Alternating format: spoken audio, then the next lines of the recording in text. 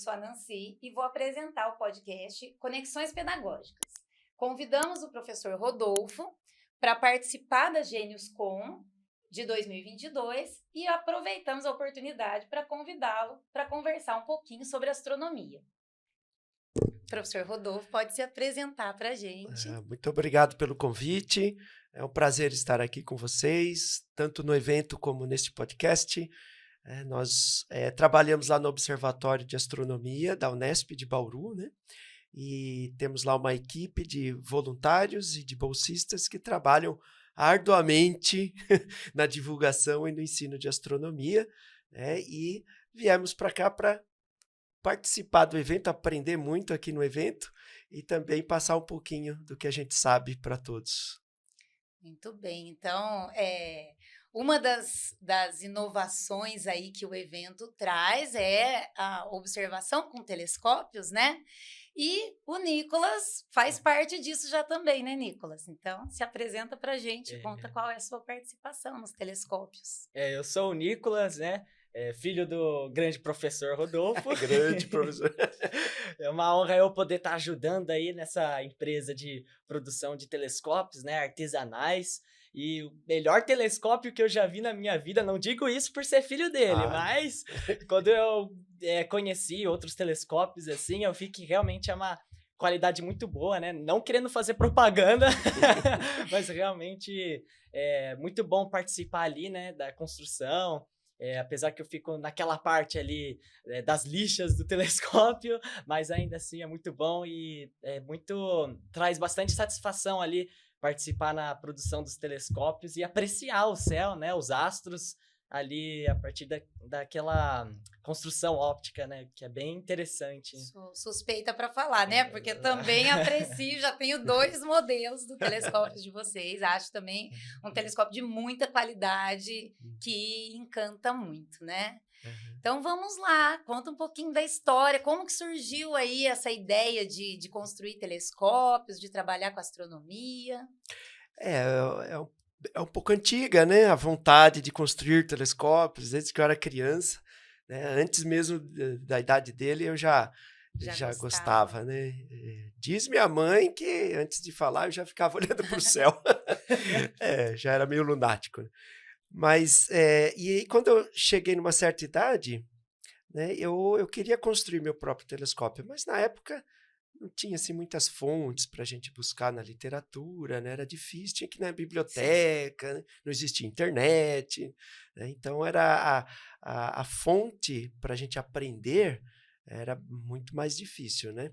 Então eu achei alguns livros de construção de telescópios, mas nunca tive condições de construir um de fato, né? Tive um colega de infância que depois, quando ficou adolescente, ele construiu um, né? Ajudei até alguma coisinha ou outra lá, mas ele conseguiu construir, e aí eu fiquei para trás, né?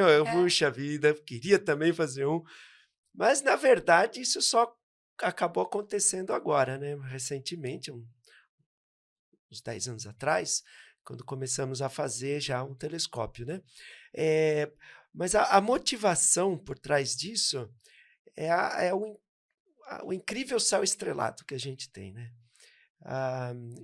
E só o olho nu, só a vista desarmada de olhar o céu estrelado já é fascinante, né? Mas a gente parece que sempre quer uma coisa a mais. Eu quero ver mais longe, quero ver mais perto, aquilo está muito longe, eu quero trazer isso mais perto de mim, quero ver maior, né?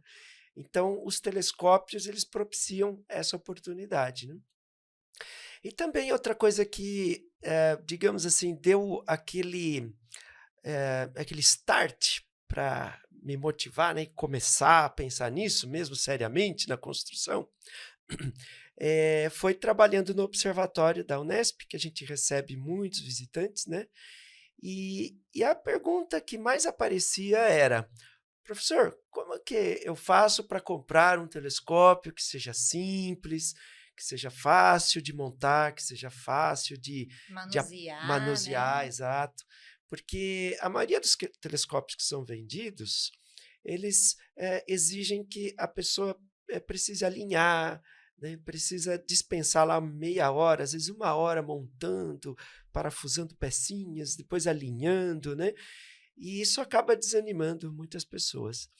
E também o fato de achar o astro. Né? Aqueles telescópios muito finos e compridos, né, que são os telescópios refratores ou lunetas, né, eles têm essa dificuldade, né, de apontamento, depois acompanhamento. Aí bate um ventinho, sai do lugar, né? Aí a pessoa acaba odiando a astronomia em vez de se apaixonando. Né? Exatamente. Aí a gente começou a planejar certos tipos de telescópios que seriam mais fáceis, né?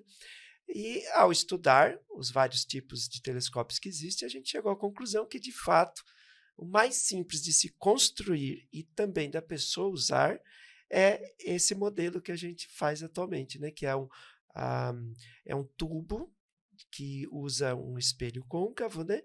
E é do tipo newtoniano, que a gente chama, né?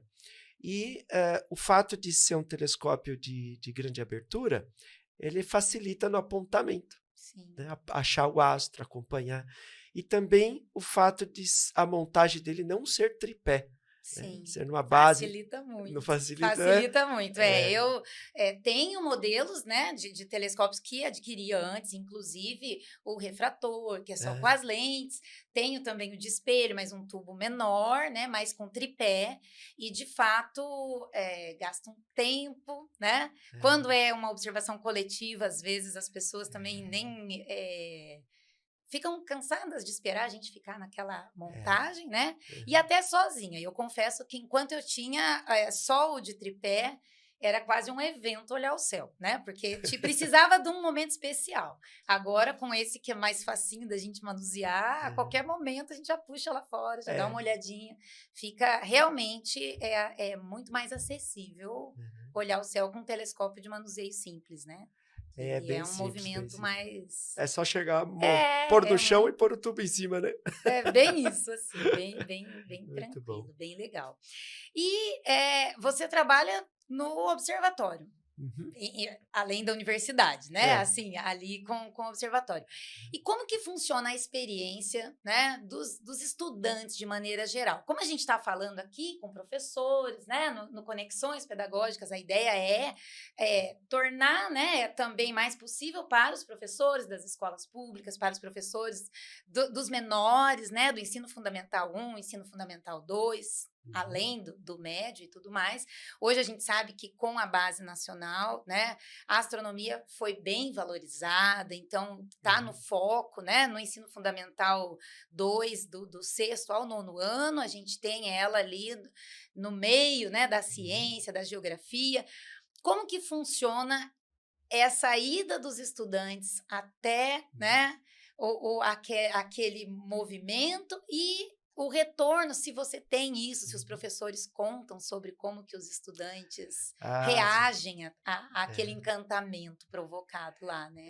É muito bonito de ver, é gratificante ver a reação, né, dos alunos, das crianças, dos jovens, né? Quando eles observam pela primeira vez, por exemplo, as crateras da Lua pelo telescópio, né, as montanhas. Também eu vi assim, muita reação emocionante, né? Das pessoas se emocionam de ver os anéis de Saturno. Sim, todo mundo, né? É bonito, muito né? bonito, né? É bonito. Muito bonito. Eu lembro eu mesmo, a primeira vez que eu vi, né? A gente fica marcante, né? Sim. Uma imagem na nossa mente. Então, a reação dos alunos é muito gratificante de ver, né? Mas não só essa reação, mas o que é possibilitado por ela após, né? Porque é graças a esse tipo de divulgação que muitas vezes esses alunos, esses jovens, essas crianças acabam se interessando, né, pela ciência, acabam se interessando por astronomia e vai querer buscar mais conhecimento a respeito, né?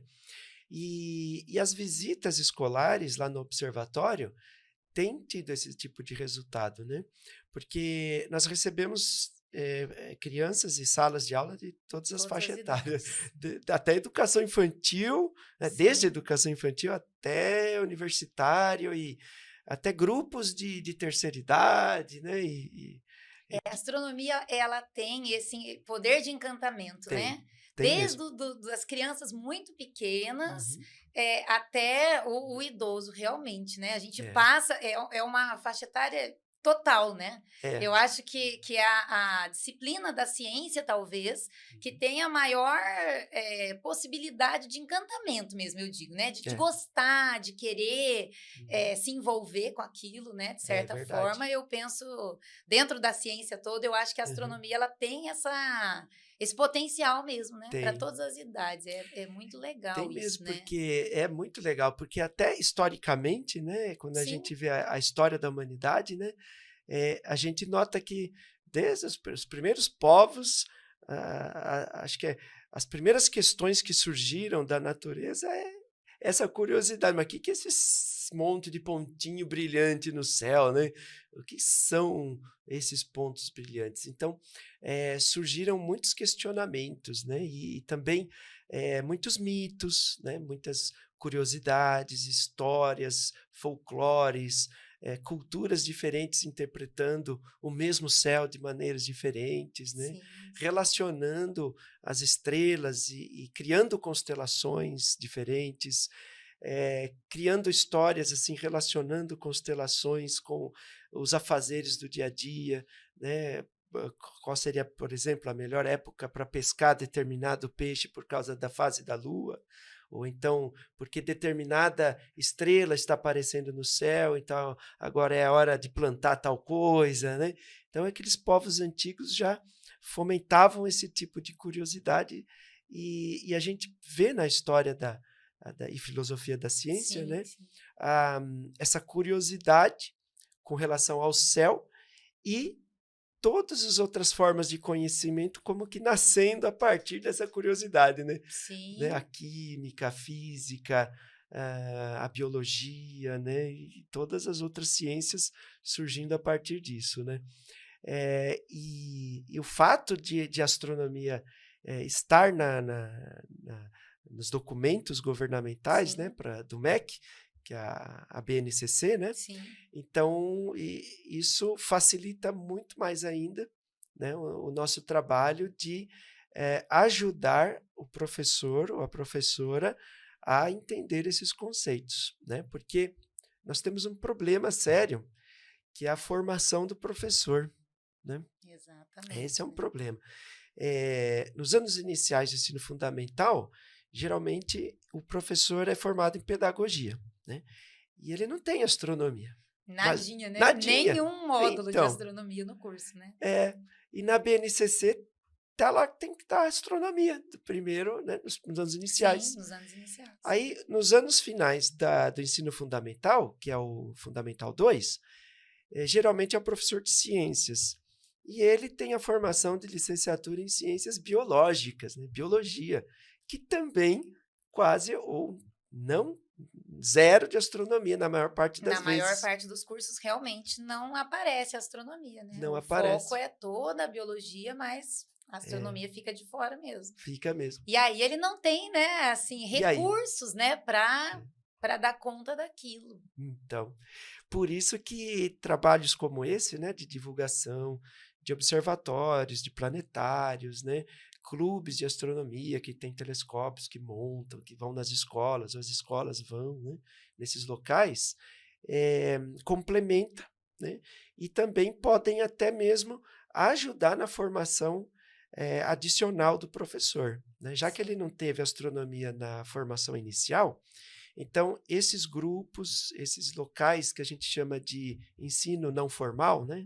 Esses ambientes não formais de ensino, eles podem proporcionar essa formação complementar, né? Vocês têm vários cursos, inclusive à distância, né? Que é possível o professor, eu já fiz alguns, né? Que a gente se inscreve e assiste por vídeos, e isso possibilita um aprendizado, assim, muito interessante mesmo, para complementar ou para iniciar, né? No caso de quem precisa daquilo para trabalhar, né? Tá lá no seu material, naquilo que você vai precisar dar conta, e não necessariamente teve na sua formação por inúmeros motivos, ou por ser da pedagogia ou da biologia, que às vezes tem um pouquinho de astronomia, mas às vezes não tem nada de fato, né? E aí o professor é cobrado na sala de aula que ele tem que dar conta de algo que não fez parte da formação dele, né? É verdade. E os resultados de algumas pesquisas na área de educação mostram que quando eles vão nas escolas, né, e fazem essas pesquisas, entrevistam vários professores, o resultado que encontraram foi que, na maioria das vezes, ou os professores escolhem pular o conteúdo de astronomia, né, porque não sabe, como é que eu vou ensinar uma coisa que eu não sei, né? Sim. Ou então a outra opção é confiar naquilo que está no livro didático, ou no material apostilado ali, ou então na internet, que aí entra um monte de erros conceituais, né? Que, aliás, também muitos livros didáticos ainda possuem erros, assim, ou então fortes, são aqueles longos textos de memorizações, nomes de planeta, fica decorando as coisas, né? Não tem nada prático ali, sabe? Sim. Então acaba realmente desanimando tanto o aluno quanto o professor, né? Sim. E por isso que, pensando nesse sentido, né, então a gente planejou, elaborou esses cursos de formação complementar em astronomia, não só para professores, mas também para quem quiser aprender, para alunos também. Sim, qualquer pessoa pode se inscrever nesses cursos à distância ou também presenciais que a gente tem lá e aprender um pouco mais, mas a gente dá prioridade à prática. Né? Então tem bastante atividade prática, observação do céu diurna, porque dá para fazer muita astronomia de dia também, né? Não precisa ser à noite.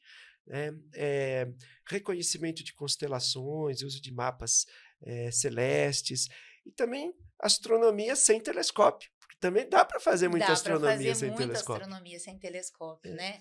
Então, vamos lá, nessa ideia da astronomia sem telescópio, da astronomia de dia, porque é uma possibilidade, né? Depois a gente vai deixar o endereço, né, da página do professor, a orientação, né, para eles conseguirem encontrar os cursos, quem de repente assistiu o podcast, quiser, né, conhecer mais, a gente deixa disponível, que acho que isso é algo muito interessante, porque pode ajudar a encontrar, né, eu fiquei muito feliz quando encontrei esse recurso, e aí eu consegui também ampliar uma área que eu, na verdade, também não tinha como formação, mas tinha como encantamento também desde criança. Então, a astronomia sempre foi algo que eu busquei, além daquela formação regular da universidade e tal, né? Porque já fazia parte de um gosto pessoal.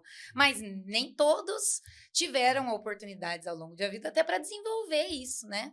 E aí eu acho legal a gente pensar coisas simples que seriam possíveis dos professores, de repente, né, se organizar para fazer uma observação diurna do céu. O que dá para trabalhar ali durante o dia ou durante a noite, até como uma tarefa de casa, né? Para o aluno, assim, olha, você chegando lá na sua casa, né? Vai lá no quintal, o que é possível? O que a gente consegue? Joia, joia. Pois é, na BNCC, nos documentos governamentais, aparece lá muitos conteúdos de astronomia diurna e também noturna. Então, tem muitas atividades que dá para ser feita, e ao contrário do que muitos talvez pensem, não é tão difícil de fazer. Ao contrário, é muito simples, né? E com materiais que não custam tanto. Né? Por exemplo, lá na BNCC aparece uma palavrinha, Gnomon, né? O trabalho e uso do Gnomon. Então, o que seria o Gnomon? Parece uma palavra assim, né? Uau, o que será que é isso? Um instrumento astronômico, né? É uma vareta. Sim, é uma vareta. É só uma varetinha. É só uma varetinha, né? De pé no chão. Que vai ajudar ajuda a já reconhecer algumas coisas, né? Muito, muito. Por exemplo, se não quiser usar uma vareta, pode usar um lápis. O lápis do próprio aluno de pé, né? Obviamente vai ter que dar um jeito dele não cair, né? Apoiar, talvez com esquadro, pedrinhas, alguma coisa. E já na educação, no ensino fundamental, né, logo nos primeiros anos, já dá para trabalhar, por exemplo, a questão do movimento da sombra desse lápis, né, ou desse Gnomon. Porque questão de 5 minutos, 10 minutos, já dá para ver, né, que a sombra mudou de lugar. Né? E as crianças ficam fascinadas de ver, puxa, mas é tão rápido assim? Eu nunca percebi isso. Não só criança, mas adultos, né? Adultos. Você sabe que até aqui em Jacarezinho, depois vou te levar ali para conhecer amanhã durante o dia. Então, quem sabe a gente tem um sol aí, pode nos ajudar. No espaço da catedral, que é a igreja matriz da cidade, ali na parte da entrada, tem um relógio de sol. Ah, verdade. E aí, às vezes as pessoas nem sabem. Agora tem uma grade, atrapalha um pouco a visualização ali, mas já... Que legal. E na escola o professor pode fazer um relógio de sol, né? Sim, fazer uma visita com os alunos no relógio de sol da cidade, né? Mostrar como ele funciona, né? Ver como é que horas que está marcando, será que é a mesma hora do relógio? Se não for, por que está diferente, né? Levantar esses questionamentos, né? E o mais importante que a gente percebe nas pesquisas sobre educação, né? É o ensino por investigação. Né? O que seria o ensino por investigação? É aquele ensino em que o professor ele não simplesmente expõe os conteúdos ou só explica tudo, né? Ele faz perguntas, né? Ele questiona e deixa os alunos tentarem responder do jeito deles, né? Levantando hipóteses e testando essas respostas, né? Então, por exemplo, voltando no exemplo do Gnomon, né? A sombra mudou de lugar. Aí o professor, em vez de explicar, mudou de lugar por causa disso. Não, pergunta para o aluno, por que vocês acham que mudou de lugar? Se a sombra foi para a esquerda, né? Por que ela foi para a esquerda? Aumentou de tamanho? Por que aumentou de tamanho? Para onde está indo? Por quem que está projetando a sombra? Aguçar a curiosidade do aluno, né? Para que ele se envolva de fato. E aí ele vai querer saber até além do que o professor está propondo ali no momento. Exatamente. Né? Aprendam a pensar, né? Sim, que é uma provocação muito pertinente à astronomia, né? Muito. Isso é algo que é muito interessante, né? Quando a gente propõe uma observação do céu simples, sem equipamentos, né? E aí a pessoa olha para o céu dela, começa a dimensionar não né? Mas a pensar as profundidades, as dimensões, as distâncias, né? A grandiosidade, e aquela fala, nossa, mas a gente, né? Tá num planeta, mas tem outros, né? Mas tem... E são coisas que não que a pessoa não saiba, né? Mas provoca esse movimento de pensar, né? E de querer saber mais e buscar esse conhecimento. Exatamente. E uma aproximação com a ciência muito boa, né? Porque é o movimento do questionar, do pensar, do buscar recursos para aquela resposta, ou para verificar, né? Além do pensar, mas, né? Como que a gente vê? Como que a gente sabe, né? E também a questão da interdisciplinaridade, né? A relação que a astronomia pode ter com as outras disciplinas, né? Por exemplo, vou falar o exemplo de novo do Gnomon, vai. Sim, né? que é o mais simples e fácil de qualquer idade também trabalhar, né? Então, por exemplo, o próprio Gnomon, ele possibilitou o Eratóstenes, né, há mais de 2000 anos atrás, que trabalhava na Biblioteca de Alexandria. Exemplo, sim. Não é verdade? Perfeito. Né? Com uma matemática simples, de regrinha de 3, usando o Gnomon, né, o Sol ali, calcular o tamanho, né, da Terra, a circunferência da Terra. Né? Com isso, acha o diâmetro, raio. Sim, e isso no momento atual que nós estamos vivendo, isso é fabuloso, né? Assim, eu falo, é incrivelmente fabuloso novamente. Perceber que com né, um lápis ali, e o sol, né, que esses dias aí nos abandonou, que a gente estava numa época de chuva, mas perceber que com uma dinâmica extremamente simples, né, é possível um entendimento da esfera, né? E isso é muito frutífero em termos de ciência, né? E é algo fácil para o professor realizar com turmas de diversas idades, porque como é uma regra de 3, é algo que não exige tanto, né? Mesmo o ensino fundamental 2 consegue dar conta super fácil. Possível. É possível, possível, né? Perfeitamente possível. Até o Fundamental 1 o professor vai ter que ajudar, orientar um pouco mais, mas no Fundamental 2 é muito possível trabalhar com eles essas medições de maneira que eles cheguem, né? Ao entendimento, assim, da ideia da esfera. Aí eles conseguem calcular e enxergar diretamente, né, que a Terra realmente é redonda. E não vai acreditar em qualquer coisa que seja divulgada diferente por aí, né? Sim. Então, Porque eles na vão... astronomia a gente tem esse problema da internet, né? Muita coisa é colocado quando você faz uma busca de astronomia ali, e, na verdade, existe muito material que não é próprio da ciência, né? Que são outras ideias e que se ficam no emaranhado, né? E, às vezes, a pessoa que está iniciando na astronomia, ela não vai discernir, né, um conteúdo de outro, né? É verdade. Eu, por exemplo, se eu começar a procurar na internet algum assunto que eu não domino, eu vou acabar acreditando naquilo que eu vou ler, né? Sim. Eu não vou ter o senso crítico de discernir, né, o que está certo e o que está errado, porque eu não conheço sobre o assunto, né? Sim. Então, por isso a importância das fontes confiáveis, né, de informações. Né? E aí, né, o que seria, né? Vamos pensar lá, o professor está falando lá com o seu aluno, o que seria uma fonte confiável de astronomia? Como que ele identifica, né? Pois é. Seria de se esperar que o próprio livro didático que ele está usando fosse, né? Mas, por incrível que pareça, se a gente pegar qualquer livro didático, bom, não digo qualquer, mas a maioria deles, porque erros. Eu mesmo tenho esse costume com os meus alunos, a gente desenvolve pesquisas na pós-graduação, né? Nível de mestrado, doutorado, de fazer análises desses materiais didáticos, né? E é incrível quantos erros conceituais a gente encontra em livros didáticos ou materiais apostilados, né, que estão sendo usados em diversas escolas. Erros de astronomia que a gente analisa, né? E olha que melhorou bastante, que antes era pior ainda, porque o MEC não fazia avaliação dos livros, né? E mesmo com a avaliação dos livros, ainda tem sérios erros conceituais.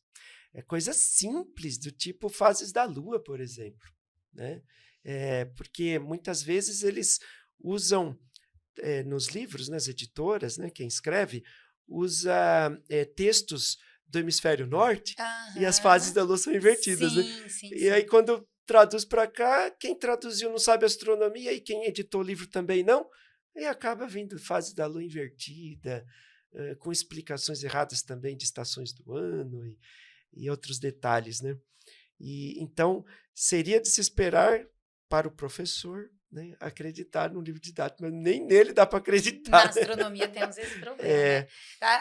Penso que talvez buscar sites de universidades, né, que desenvolvem estudo, como onde você atua, que desenvolve a pesquisa na área de astronomia, né? Exato. Aí, aonde desenvolve a pesquisa na área de astronomia, com certeza vai ter mais informação, com precisão, imagens mais interessantes para se usar, até porque até isso às vezes tem umas imagens também que são problemáticas, né? Não adianta buscar no Google imagens assim, porque não vai achar muita coisa boa, não. De astronomia, posso dizer isso. Das outras áreas, eu não sei. Mas, pensando nisso, né, que o nosso observatório, a nossa equipe lá de pesquisadores, né, meus orientandos, né, de pós-graduação, então a gente fez um levantamento de sites confiáveis, não só de textos, mas também de figuras, de vídeos, de animações, de materiais didáticos, de cursos, né, livres, gratuitos, pagos. Então, nesse levantamento, a gente até, deixa eu ver se eu me lembro o título, mas era mais ou menos assim, fontes confiáveis para professores. Algo assim. Né? Não, fabuloso, né? Então, e necessário, né? Na astronomia é muito necessário, porque talvez é isso, né? A gente não dá para falar com segurança, mas é a área que tem uma imensidão de informações soltas, né? Sem exatamente algo que a gente possa usar mesmo na escola. E é muito complicado, porque na escola você, professor, ali na frente da sala de aula, é a referência do seu aluno, né? Aí você pôs lá na apresentação que você está dando do conteúdo. Uma informação equivocada, para o seu aluno, aquela informação vai ser segura. Né? Porque você é o representante do conhecimento naquele momento, né? Naquele instante, né? E aí corre-se o risco realmente de ter uma falta de compreensão como se fosse algo já fechado, né? Assim, é complicado, né? Por isso que essas fontes que a gente busca, né, a gente precisa ter certeza qual é a fonte, né? Se é confiável ou não. Até mesmo no próprio site do MEC, eu não sei se ainda existe, mas tinha o portal do professor, né? A gente fez uma busca lá por planos de aula, né? Sugestões de planos de aula de astronomia, e tinha... até eu desisti de olhar, porque...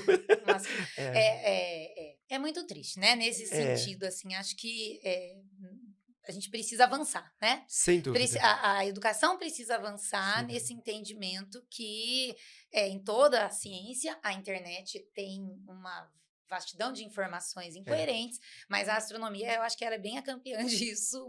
E aí é legal a orientação, já que vocês já fizeram essa seleção para gente que nem tem tempo, nem às vezes condições mesmo de avaliar, né, se aquilo é ou não é. Então é muito bom ter um local onde a gente pode buscar as informações que uma equipe toda, né, quem está ali na pesquisa mesmo, já conseguiu fazer essa seleção prévia para errar menos aí, quem está na busca de se complementar para preparar uma aula, para conseguir fazer um material, né? E é para isso que serve mesmo, né?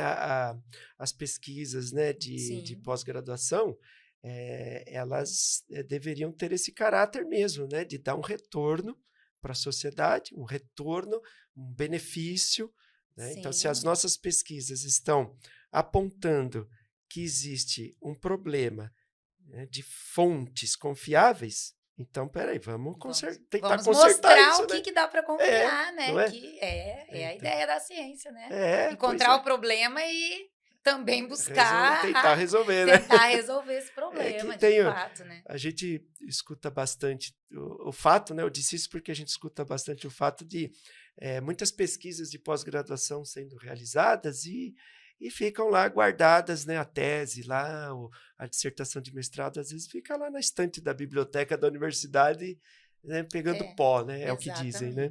Muitas vezes isso acontece. Então, a gente tinha que aproveitar, né, esse tipo de resultado que aponta o problema e aponta para possíveis soluções, né, e a gente retornar agora aqui e tentar fazer a coisa certa, né? E aqui é um espaço muito interessante para isso, onde a gente chega para o professor que está ali querendo material, querendo conhecer um pouco mais, e acho que é uma informação extremamente preciosa nesse sentido, né? Que aí a gente já tem um conforto a mais de saber que vai encontrar, não vai gastar tanto tempo, porque já foi feita uma pré-seleção. Ajuda, né? Bastante. Ajuda bastante. Então, aí voltando lá para nossas observações, né? O Gnomon é uma excelente, realmente, para trabalhar aí durante o dia, mas e o que a gente pode sugerir, né? Eu brinco lá com a tarefa de casa, porque à noite o professor do fundamental, né? Não vai estar com o aluno, às vezes promove um evento, mas não é algo que dá para ter frequência, nem nada, né? Mas o que será que dá para a gente sugerir que o estudante de casa, a criança, o adolescente, consiga olhar para o céu, consiga encontrar, né? Que seja possível o professor orientar da escola e depois ele consiga enxergar, ver, sem equipamento. Certo. Então, a própria BNCC, de novo, né? Ela sugere o reconhecimento de algumas constelações, né? Ou então... Também, outra coisa que aparece lá é a mudança das fases da Lua, né, ao longo dos dias. Então, essas são duas boas sugestões, eu considero boas. O aluno, ele fazer uma espécie de calendário, né, e toda noite olhar e procurar a Lua e desenhar o formato que a Lua está, né? Depois, na noite seguinte, de novo, procura a Lua e desenha como ela está. Então, ele vai perceber que, na realidade, a Lua muda de fase todo dia, né? E que ela não tem só 4 fases, como muitos livros didáticos falam e como muita gente acha, né? Não são apenas 4 fases. Toda noite a Lua muda de fase. E isso é uma boa atividade do tipo investigativa, né? Porque o professor não falou que vai ser visto, fez o aluno registrar, primeiro, observar. Segundo, registrar, né? E terceiro, socializar esse resultado mostrando para a sala, né? Trazer depois, né? Então, talvez fazer durante 1 mês ou 2 meses e todas as crianças lá trazerem, né, seus registros, né? É claro que vai ter noite que vai estar nublada, né, vai chover, vai falhar. Mas é uma observação também, Mas é uma né? observação. Do que você tem, né, de Exatamente. céu naquela noite, naquele Exato. momento. É um né? registro, né? É um registro. Até isso, né? Eu digo assim, porque a ciência tem isso, né? Às vezes ela é entendida como algo que você vai ter a resposta ali, né? Tipo, vamos observar, tá, eu vou lá, vou encontrar, vou. Não, às vezes eu tô lá observando, mas o céu não me permitiu. E isso é um resultado. É um né? resultado. É sim. um resultado. É o que né? acontece com muitos cientistas, aliás. Né? Os cientistas nos seus laboratórios, às vezes, querem ver uma coisa, mas tem variáveis ali que impedem aquele registro, né? Aquela observação. E isso é um bom método para iniciar as crianças, os jovens, né? Na metodologia da pesquisa científica, né? Como que a ciência funciona, né? Por meio da observação, por meio do registro, da interpretação desses dados, né? Da socialização, né? Que é tão importante entender realmente que é necessário, né? A divulgação, né? Do resultado. Exatamente, como a ciência faz, né? Os cientistas se reúnem em congressos, apresentam seus trabalhos, seus resultados, né? E outra atividade legal também de ser feita são as constelações, né? O Cruzeiro do Sul, assim, eu considero a constelação primordial para ser identificada, né?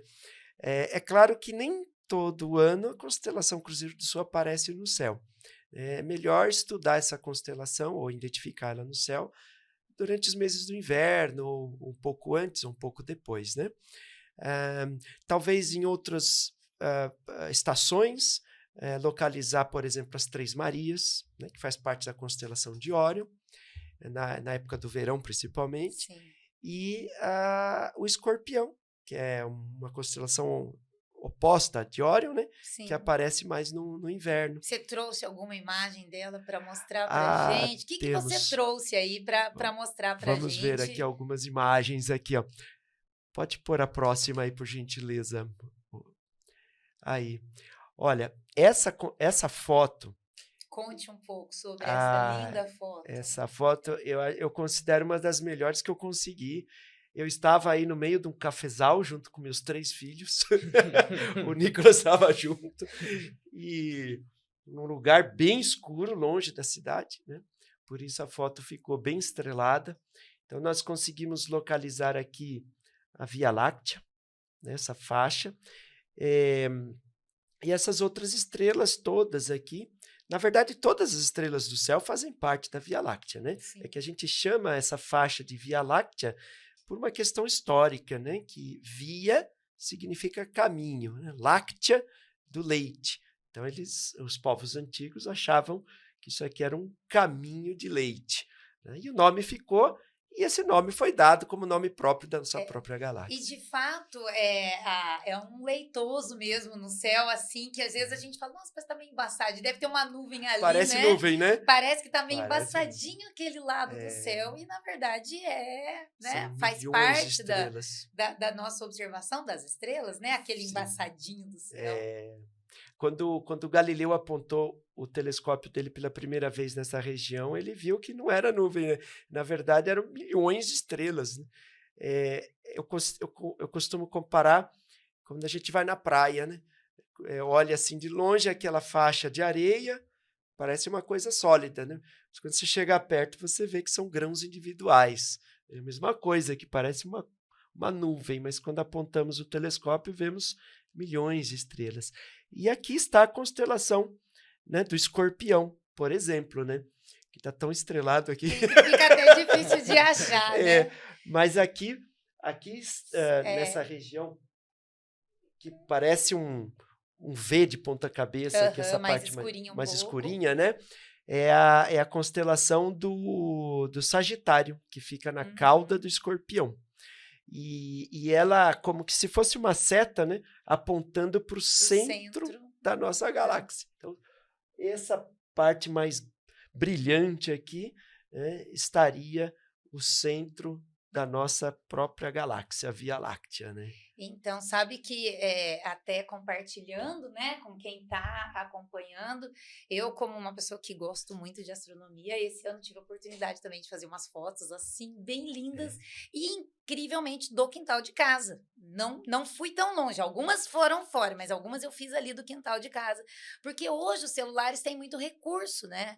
Então, eu acompanhando o material, né, assim, os cursos que vocês oferecem, e aí, já falando, né, você tem um material próprio para astrofotografia, né, do qual ali orienta a questão de como tá olhando para o céu com um equipamento que é um celular, muitas vezes, né? Não precisa ser uma máquina muito apropriada. Os celulares têm muito recurso, né?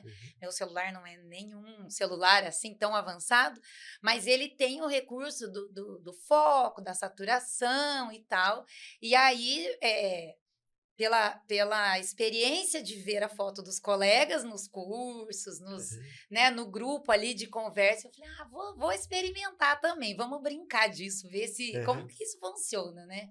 E fiquei maravilhada, porque eu não tinha imaginado que eu conseguiria fazer um registro assim tão lindo, muito próximo disso, talvez não tão claro, porque eu estava no fundo de casa mesmo, ali do quintal, mas eu consegui fazer uns registros também que me deixaram com a Via Láctea, encantadas com a Via Láctea, bem clarinha mesmo, assim, bem esse V bem definido. Bem bonito, bem né? definido. É lindo mesmo. E aí é legal, porque essa ideia, né, do professor ir buscar, de conhecer outros materiais, também vai motivando para práticas que vão além da sala de aula, né? Porque no meu caso, ele foi uma brincadeira bem, assim, não tinha a ver com a escola, não. Era, vamos ver se eu consigo, né? Vamos ver como é que isso funciona. E foi bem divertido. Vai lá, pode continuar o que você trouxe aí pra gente. Então, pois é. E ao contrário do que muita gente acha, né, que parece que é tão difícil fazer fotos assim, né? Não é tão difícil, né? Com o celular é possível. Hoje né? os celulares têm, né, bastante recurso. Antes era mais complexo, né? Você tem um privilégio, né, de morar numa cidade ou num lugar que tenha um céu bom, né? Porque, infelizmente, na maior parte das cidades grandes, médias também, né? Não é mais possível nem de ver quase nenhuma dessas estrelas aí, né? Só uma. Em São Paulo, então, você só vê as mais brilhantes e olhe lá, né? Exatamente. E por causa da poluição luminosa, né? O excesso de iluminação urbana que joga a luz, em vez de direcionar a luz do poste para baixo, que é onde a gente precisa, joga para cima, né? Puxa vida. Aí ofusca o brilho das estrelas, a gente perde o céu estrelado, né? Danifica o meio ambiente, modifica os hábitos noturnos de certos animais, né? Insetos. Então, a poluição luminosa acaba estragando, né? Não só o belo visual, né? Mas também até o meio ambiente. E essas fotos que a gente faz, não foi com telescópio nenhum. Isso, né? Foi a olho nu, né? Simplesmente com a câmera, né? Então, muita gente acha que precisa de equipamentos sofisticados, né? Não há necessidade, né? É claro que quem tiver um equipamento bom vai ter uma imagem ainda melhor. Melhor ainda, né? Com certeza. O que mais você trouxe aí pra gente? Pois é. E aí, pode passar por gentileza? Bom, esses daí é uma bateria de telescópios que a gente construiu aí para... É até legal para mostrar, né, o modelo do telescópio, como que funciona. Então... eu sou suspeita porque tenho e aprecio, assim, acho que é uma boa aquisição, um bom presente, quem pensa também num presente para um jovem aí que gosta de ciência, é um belo de um presente, né, um investimento interessante. Então funciona bem sim, a gente consegue ver bem essas regiões aqui que tem aglomerados de estrelas, nebulosas, né? E principalmente os planetas, a Lua. Acho que as próximas imagens vão mostrar isso, olha lá.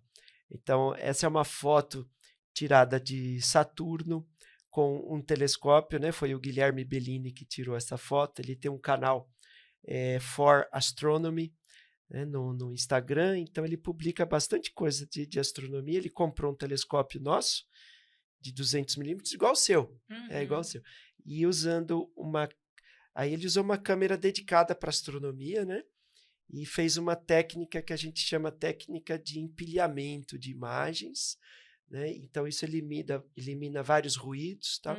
Então, ele conseguiu obter essa linda foto de Saturno. E aquela outra também, de Júpiter no momento especial, nós podemos ver ali a mancha vermelha de Júpiter, que é um furacão enorme, do tamanho do planeta Terra, um pouquinho maior até. Como é que fala? Tipo um tornado, né? Um furacão ali, um furacão um ali. movimento violento. Anticiclone, isso, essa é a palavra, um anticiclone. E ele fica assim já por centenas de anos, desde que foi observado pela primeira vez, desde que Galileu inventou o telescópio, ela existe, né? Ela existiu bem mais anterior a isso, Sim, né? Ela é observada desde então, Desde então, Então, imagina um furacão do tamanho do planeta Terra, né? E ela está diminuindo de tamanho, porque no começo ela tinha 3 vezes o tamanho da Terra.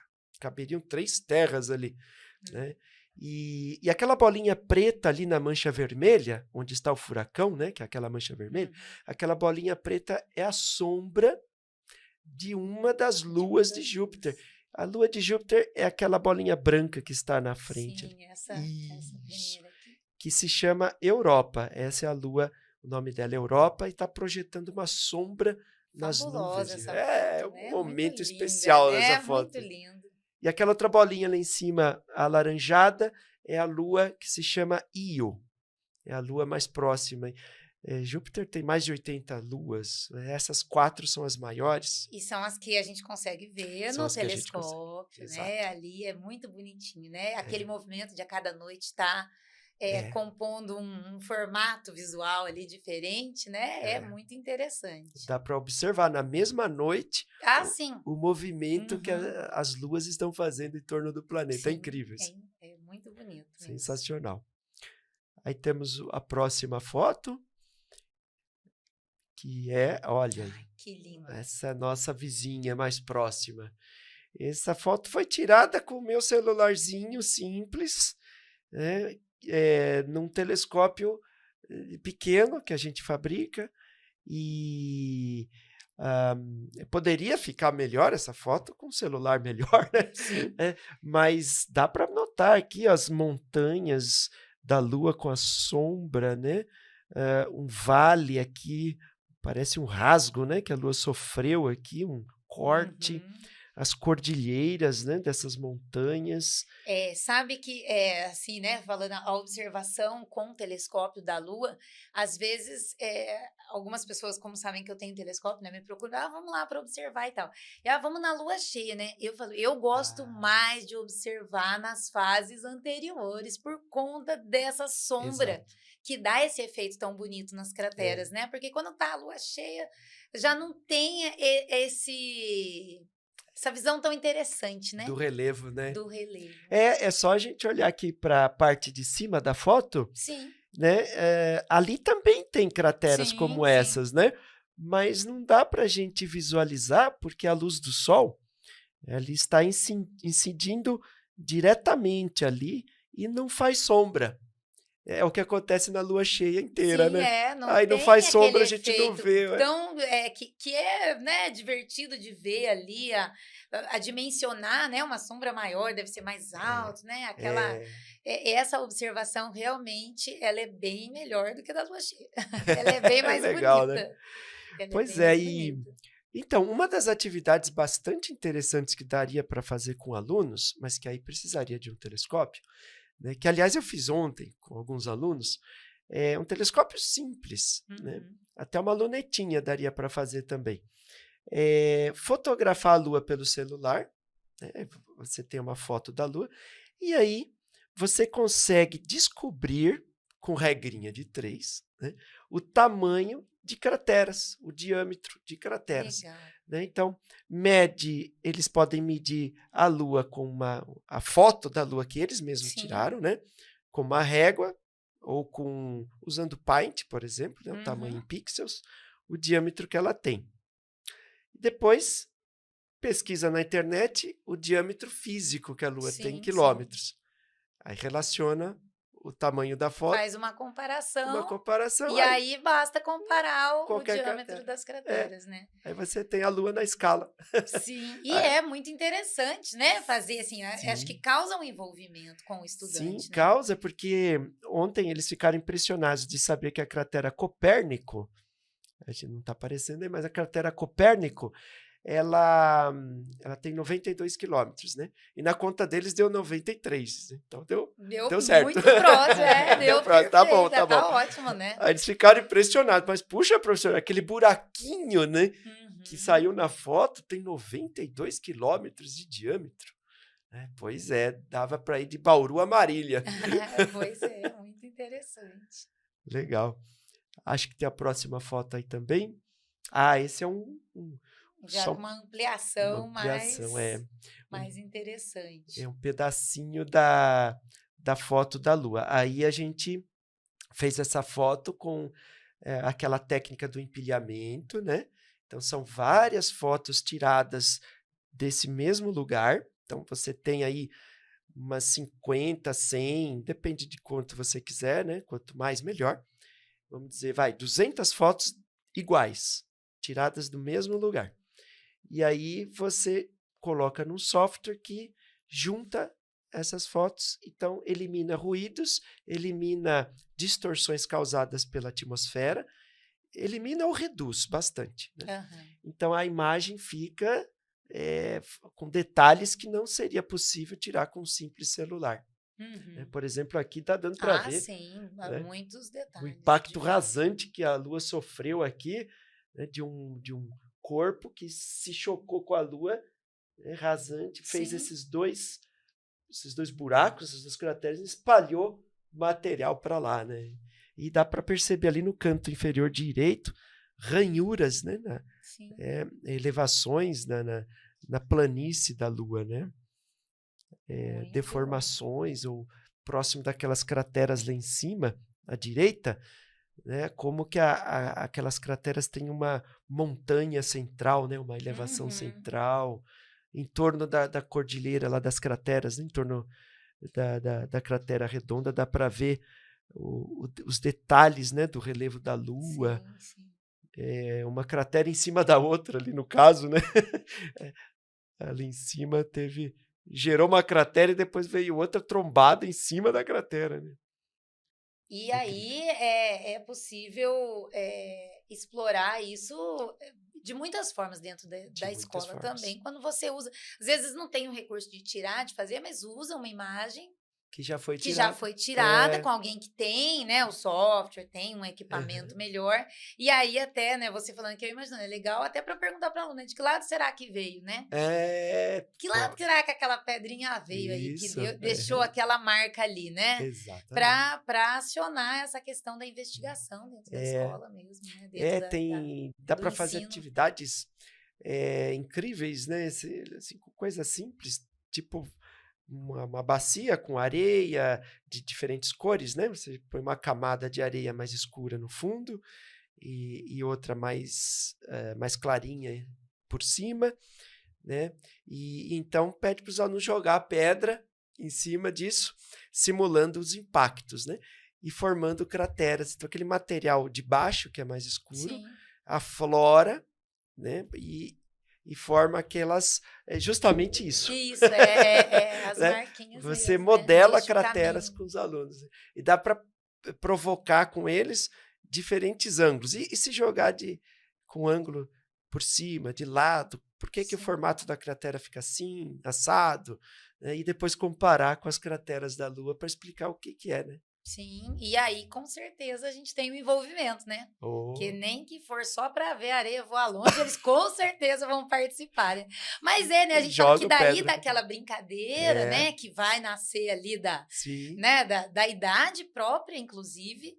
Você aguça a curiosidade, né? Porque às vezes a gente tem também aquela coisa da sala de aula, mas é ali na brincadeira que a coisa acontece de maneira muito mais produtiva, inclusive, com certeza.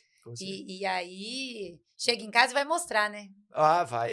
Vai pro quintal pegar o material. A aluna não esquece mais, né, daquela experiência. Não esquece mais, de fato. Não muito esquece mesmo. interessante. Às vezes a gente recebe lá no no observatório pais de alunos dizendo que os filhos deles, né, que participaram dessas atividades, acabam Sim. levando para casa. É, Aí os pais querem fazer também. muito legal, muito interessante. Você trouxe mais alguma coisa aí Mais pra alguma gente coisa, para vamos ver uma próxima foto. Bom, aí é como funciona, né, um telescópio.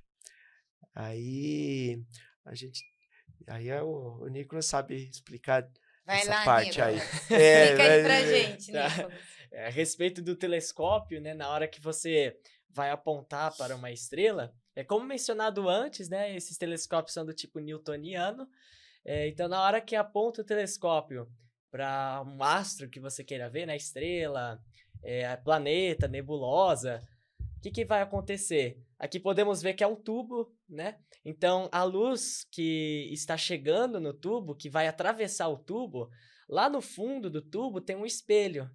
E não é um espelho plano, né? É um espelho diferente. É um espelho côncavo, né? Também chamado espelho parabólico.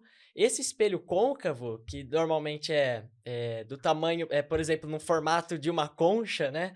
Assim, distorcida, ele vai distorcer a luz que bate, né? Então a luz do astro está chegando, atravessando o tubo, bate no espelho, a luz desse astro é distorcida, né? Normalmente diminuindo ali a luz, até que bate num outro espelho, sendo que esse outro espelho chamado de espelho secundário é um espelho plano inclinado, né? Então, essa luz que bateu no primeiro espelho, volta, bate num espelho inclinado que é plano, redirecionando a luz para o ocular, ali onde você coloca o olho. Sendo que no final tem a lente, né? Que dependendo da lente que for utilizar, dá para enxergar esse astro mais de perto ou mais de longe. Então, esse é um processo bem interessante, né? Que dá para enxergar os astros com o telescópio, essa utilização de espelhos, né? De distâncias certas, né? Precisas, né? Nas direções da luz, para chegar diretamente ali na ocular, colocando Sim. uma lente e até usando outra lente para dar uma maior aproximada. Uma maior né? ampliação, né? E é legal ver você falando aí, porque é o estudo que às vezes o ensino médio tem lá, né, em ótica, e aí estuda os espelhos e fica meio vago para o estudante às vezes, né? O que é aquilo, para que serve, ou onde que usa, né? Como que funciona esse espelho, por que ele tem, né, esse formato côncavo ou convexo? E aí, né, vendo você explicar, é algo que é muito legal também, né? Para trabalhar no ensino, mesmo sem o telescópio, pessoalmente, às vezes não tem o aparelho para levar para a sala, mas através de uma imagem e de uma boa explicação, como você acabou de dar, né? A gente, não, aí eu uso os recursos também já dos exercícios que o próprio material normalmente sugere, né? Para traçar os raios e tal, mas como você explicou aí, na hora me veio, né? É algo muito mais envolvente, né, para entender ali aqueles raios, como que eles fazem, né, e o espelho plano, a função do redirecionamento, como você colocou, muito legal. E o professor do ensino médio daí pode explorar bem legal esse recurso, Teve né? uma apresentação de física que eu dei o exemplo, por exemplo, do espelho ali côncavo, ser exemplo de aquelas conchas ali de ferro, né, de cozinha, que você vai olhar e você fica todo distorcido ali, né, dá para entender direitinho que a concha, né, acaba invertendo ali a imagem. É o espelho de maquiagem, né? Isso, é o famoso espelho de maquiagem que faz uma ampliação, né? Até esse questionamento, né? Se já perceberam como que... Por que será que amplia, né? Tem uma lente ali, né? Então, e aí entender como isso. que um espelho pode ampliar uma imagem, né? Sim. A partir daí descobrir que tipo de espelho que amplia, né? Qual tipo de espelho que é possível fazer uma ampliação. E a parte histórica mais, também, né? Quando começa a falar do Isaac Newton, que inventou esse telescópio, por isso que chama newtoniano, né? Ele usou, na época, ele não usou vidro, ele usou metal, um metal bem polido, né? Côncavo assim. E aí ele acabou fabricando esse telescópio, funcionou muito bem, né? E na ótica geométrica, nas aulas de ótica geométrica do ensino médio, muitas vezes os alunos fazem o desenho ali no papel, né? Ou o professor projeta na lousa, aquele clássico, né? Sim. Os raios de luz e tal, né? Mas aluno não consegue visualizar a tridimensionalidade disso, ou, como você disse, né? Onde que é usado isso? Onde que tem um negócio desse, né? Sim. Então, com o telescópio, você já mostra ali, né, ao vivo, ó lá, ó os raios de luz ali, né? Tá vindo, tá voltando, aquele é o espelho côncavo, ó, tá saindo fora do tubo, né? Isso até é muito interessante, porque na observação, algumas pessoas conhecem o telescópio que ele vai olhar na luneta, né? Ele olha atrás, né? Daí, às vezes, a gente põe para observar, a pessoa fala, não, é aqui que olha. Mas como você olha próximo da abertura, né? Como que a luz chega ali, né? Aí já provoca também o entendimento dos raios, do redirecionamento. Muito legal. Muito bem. Muito bom. Legal. E aí eu acho que a próxima imagem está mostrando como que é o processo de fabricação, né, dos telescópios. Sim. Também, ao contrário do que muita gente pensa, não é tão difícil fazer o seu próprio telescópio, né? O mais difícil é fazer o espelho, porque você precisa ter o material certo, o desbaste e tudo. Sim. Mas, atualmente, está muito mais fácil comprar um espelho pronto. Tem pessoas no Brasil, né, que fabricam espelhos parabólicos de altíssima qualidade. Não são muitos, né? São poucos, mas eles fazem, né? Você entra numa fila de espera e eles fazem, né? Opa. Mas você também pode comprar espelhos prontos, né, de outros fornecedores, né? E aí, como vocês podem ver na imagem, são tubos de PVC, né, pintados, né? A gente pinta. Por dentro tem que ser preto fosco, isso é obrigatório, mas por fora você pode pintar de qualquer cor.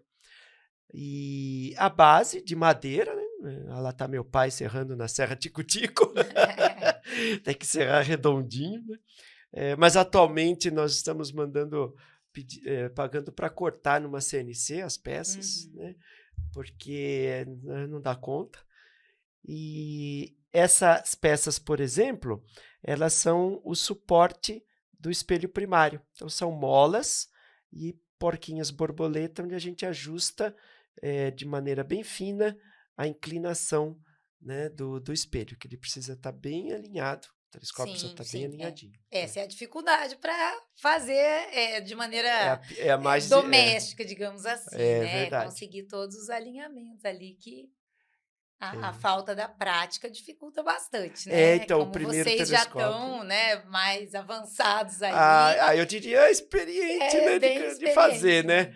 De fazer, mas a gente está sempre aprendendo, viu? A gente está sempre vendo alguma coisa que pode melhorar, né? Que pode ser feito diferente e de modo mais fácil e fica uma qualidade melhor. Então, a gente está sempre fazendo telescópios diferentes, né? Sim. Mas a gente está sempre aprendendo. E é claro, no primeiro telescópio, nos primeiros, a gente sofreu muito também. Né? Não é fácil, não, mas não é difícil ao ponto de ser impossível. Sim. Né? Tem muito material na internet que ensina, material bom, né, confiável, que ensina a fazer telescópios. Né? Então, se a pessoa gosta, né, tem essa... como é a cultura maker, né? Agora, isso, que agora tá bem na moda, né? Tá essa moda, coisa né? de fazer mesmo. Tem gente que gosta, né? Pôr a mão na massa, serrar, parafusar, é bem criterioso e tal. Não vai sentir dificuldade de fazer, né? É possível, né? Então, agora, quem não se dá muito bem com isso, acaba comprando. Sim. Né? Não tenho tempo de fazer, então compra um pronto. Né? Compra um pronto, fato. Tô eu aí, nessa lista. Então, tempo que é difícil, né? Tô eu aí nessa lista. Tempo que é difícil. Compra um que não vai dar tempo de fazer. Legal. Aí a próxima imagem... Aí é com o projeto de TCC dele. Conta isso, Nicolas, conta seu projeto de TCC aí, que isso eu acho que inspira também outros, né, a pensarem nessas possibilidades, né? Conta aí, como que tá funcionando essas ideias? Como eu estou fazendo curso técnico, né, na ETEC, curso técnico de desenvolvimento de sistemas, né, envolve programação. Mas você tá no ensino médio ainda. No ensino médio ainda, isso. Que legal, não, que ótimo, né, bom saber, integral. Não é nada... Aí, como eu amo astronomia e amo a tecnologia, então eu pensei em juntar os dois. Como meu pai também teve boas ideias, né, de fazer projetos, a gente acabou pensando em algumas coisas inovadoras que dá para fazer, né? Que envolve essa tecnologia, que envolve o conhecimento que eu aprendi de tecnologia e o conhecimento que ele tem de astronomia. Dá para unir e criar algo, assim, bem diferente, né, do que existe, possibilitando até a vender e atrair pessoas para astronomia, deixar elas mais interessadas, né? Então, a gente pensou em fazer algo diferente. Por que não criar um telescópio motorizado, né? A gente conhece alguns telescópios motorizados, como esses que estão aparecendo aí, que tem bastante no mercado, né? Porém, esses telescópios motorizados, né, e automáticos, são controlados por meio desses botões ali, né? Com um sistema chamado Go-To, né? Que vai e para, né? Você seleciona ali o astro que você quer ver, ou controla pelas setinhas, né? Para controlar os motores do telescópio. Porém, esses objetos, né, esses controles, normalmente são conectados por um fio ali fixos no telescópio ou no próprio equipamento, né? Então a gente pensou em fazer algo mais assim, que traz mais liberdade para a pessoa, para o observador, né? Algo mais interativo, algo mais agradável visualmente, né? Então a gente pensou em usar o próprio smartphone do observador, né? O celular dele, onde ele pode acessar um aplicativo que dá para desenvolver. Um aplicativo seria gratuito, né? A pessoa poderia instalar ali. E por meio do telescópio que a gente montaria, né? O telescópio motorizado, automático, poderia conectar o celular do observador, né? Da pessoa no telescópio. E pelo celular ele poderia controlar, né? Esse telescópio. Tanto controle dos motores, né, quanto simplesmente selecionando o astro que ele queira ver, né? Dá para pesquisar ali um astro, né? Ah, eu queria ver Sirius, né? Aí pede para apontar ali para Sirius e o telescópio aponta, né? De forma automática. Ele encontra lá o astro no céu, muito Isso. legal. Próximo slide mostra a ideia, né? Onde eu pensei em usar o microcontrolador chamado ESP32, que é um microcontrolador que tem conexão por Wi-Fi, né?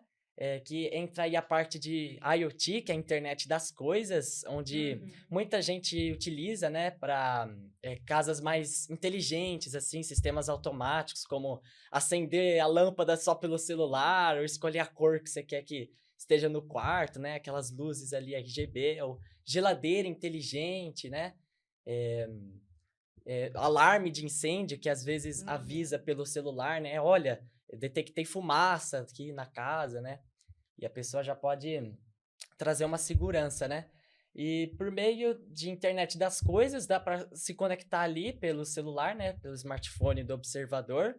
E nesse aplicativo ele poderia selecionar o que ele quiser ver, né? E a gente teve a ideia também de divulgar informações desse astro, né? Que ele selecionou, onde fala, olha, o astro que você selecionou, né? Escrito assim, faz parte da constelação, né? Por exemplo, Sirius faz parte da constelação de Cão Maior, né? E aí o telescópio vai apontando de forma automática e ele vai poder olhar ali. Não só apontando, como também acompanhar ali, né, o astro. Então, sim, porque realmente quando a gente põe uma lente que aproxima muito, ele foge muito rápido foge. do nosso campo de visão, né? E aí acompanhar já é um recurso também tão interessante quanto procurar sem a nossa mão, né? Procurar pela gente, como também acompanhar, é fabuloso, muito legal. E esse é seu trabalho de TCC? Isso. Meu trabalho de TCC também está envolvido os participantes do meu grupo, né? Grupo que eles estão contribuindo para a simulação ali, né?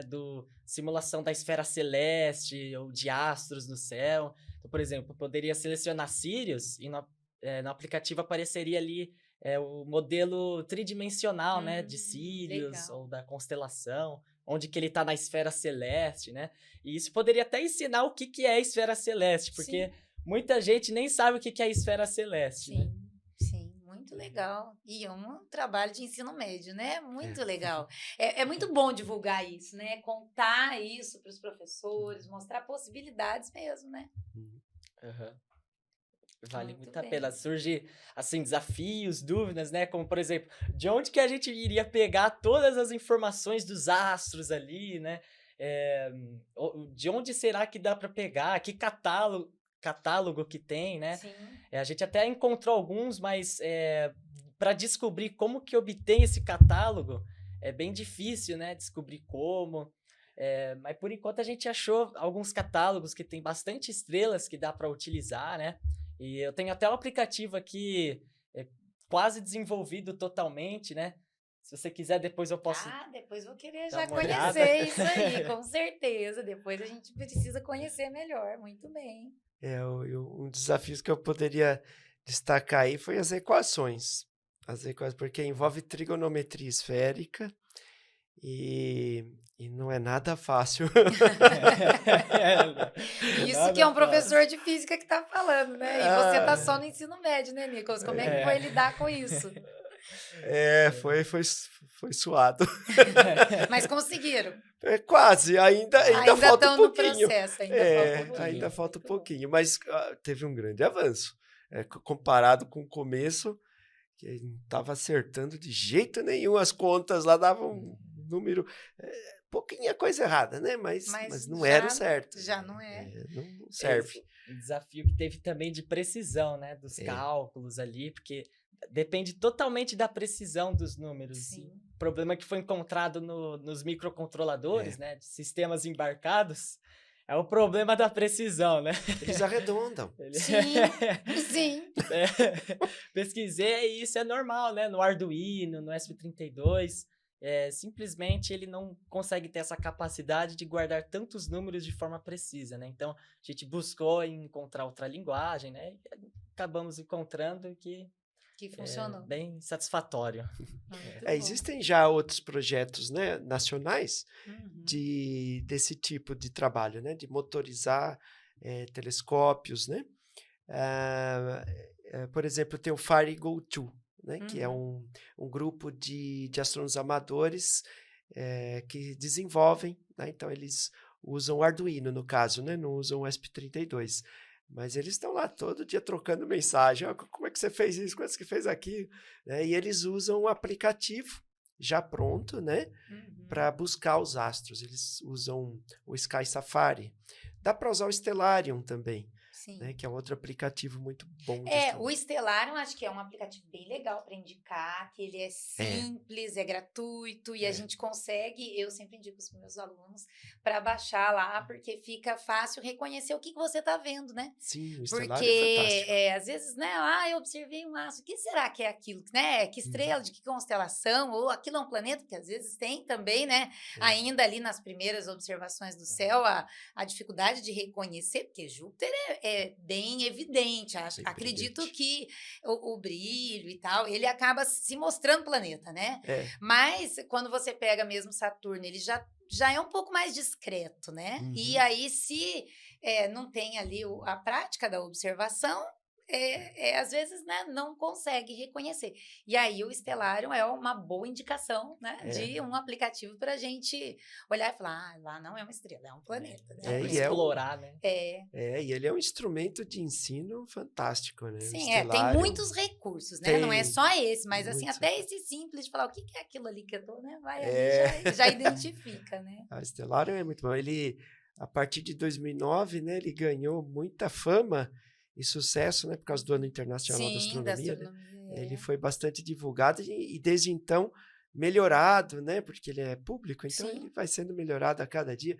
E ele tem recursos fascinantes, assim, coisas maravilhosas para o ensino. E pro é bem isso, né? Para o ensino, ele é muito legal, né? Muito interessante. Dá para fazer um curso de astronomia visual quase todo baseado no Stellarium, né? Usando o Stellarium. E é um recurso confiável. E é um recurso que a gente pode usar tranquilamente, né? Porque ele é muito bom, né? Feito para isso mesmo. Fantástico. Falando sobre o FireGo2, né? Usando o aplicativo ali, né? Que eles usam um aplicativo das estrelas para apontar o telescópio. Sky Safari. Usando o Arduino, você iria dar continuidade na explicação? Já tinha terminado? Não, pode falar. Pode falar? Tá conta aí, que é seu trabalho esse, né? Pode falar você.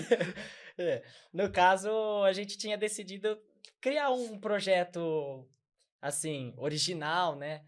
De um jeito diretamente utilizando os cálculos, sem usar o aplicativo pronto, porque também estava dando problema em conhecimento de usar protocolos, né? Que envolveu protocolos LX200 para conectar, né? Ali no ESP32 ou no Arduino. E seria, assim, mais inovador, né? Dando um diferencial, fazendo o trabalho de uma forma mais original, né? Usando cálculos, né? A gente até ganhou ajuda, né? Do professor Roberto Bosco. Professor da USP, né? Até agradecimentos especiais, porque se fosse ele, não avançava. Não teria. E aí isso tem contribuído bastante, né? Criando também o próprio aplicativo, né? Onde vai poder escolher os astros. Porque o aplicativo Stellarium, Sky Safari, né? Eles já estão calculando as coisas e está dando pronta, né? Mas aí a gente gosta de sofrer, né? Fazer raiz. Não, raiz. Vamos pegar os cálculos lá da base, né? E sofreu mesmo, viu? É a curiosidade, né? A gente aprendeu muito. Tão curioso que a gente quer explorar caminhos diferentes do que aquilo que já está pronto. E a gente pensa, já está pronto. Vamos explorar um caminho ali diferente, vamos ver no que dá, né? Mas a gente consegue também, né? Também tem isso, essa. Né? A gente consegue também, não tem a garantia, né? Exatamente. E é legal até vocês compartilharem isso do professor da USP ali participando no seu projeto, né? Sim. Porque isso também para os professores, acho que é muito legal trazer, né? Que a ciência não se faz sozinha, né? Não, a gente utiliza muitos recursos humanos, não humanos, né? Para desenvolvimento. E isso é muito interessante trazer sempre também para a realidade do professor, que a ideia dos trabalhos em grupo ali da escola não é da escola, né? É para a vida, para a pesquisa, para o desenvolvimento, né? É isso que acontece na vida real, né? Então, precisa ser começado ali na escola, né? Naqueles trabalhos pequenos, em grupo, mas porque isso continua, né? Eu falei pro Nicolas, né? Nicolas, se não der certo, não tem problema, mas pelo menos a gente aprendeu pra caramba. Aprendemos muito nesse ano. Bastante esforço para desenvolver, a gente acabou aprendendo muita coisa ao longo do caminho, né? Coisas que a gente não sabia. Eu estava explorando também uma linguagem aí relativamente nova, né? Linguagem de computador, que tem o Python, né? E para programar no ESP32 estou usando o MicroPython, que é o Python para microcontroladores. E a gente acabou aprendendo bastante coisa, né? Sobre isso e procurando sempre modernizar também, né? Modernizar, construindo, né? Os equipamentos mais tecnológicos, né? Buscando mais modelos diferentes, né? Que possam também atrair as pessoas para a astronomia e aprender a se interessar, né? A gostar. Olha, o telescópio se mexendo sozinho, como é um robô, né? É um robô. Exatamente. Como se fosse, lembra até o TARS do Interestelar, né? Verdade. Muito bom, muito bom. Telescópio automatizado. Dá para aprender muita coisa mesmo. Legal, muito show. Legal. Aí acho que acabou os slides. Aí acabou os slides. Obrigado. Muito bom. Agora eu quero fazer uma pergunta, porque eu achei muito interessante. O nome Cosmos. Cosmos. Não é só o cosmos do Carl Sagan, né? Tem o significado de cada letra aí nesse cosmos, né? Sim, é uma sigla, na verdade. É uma sigla, né?